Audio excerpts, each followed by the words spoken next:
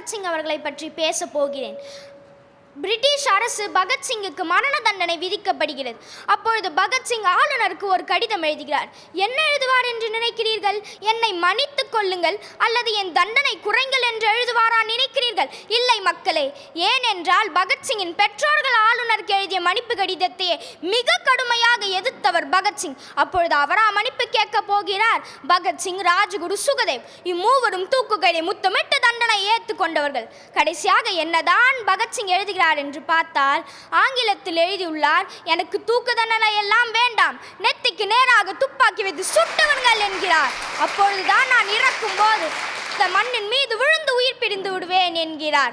பகத்சிங் இறக்கும் 5 நிமிடத்துக்கு முன்பு கூட புத்தகத்தை படித்துக் கொண்டிருந்தவர். சிறிது நேரத்தில் நாம் இறக்க போகிறோம், ஏன் புத்தகம் என்று நினைக்கவில்லை. வாழும் கடைசி நிமிஷம் வரை அறிவை வளர்த்து கொள்ள வேண்டும் என்று நினைத்தவர் பகத்சிங்.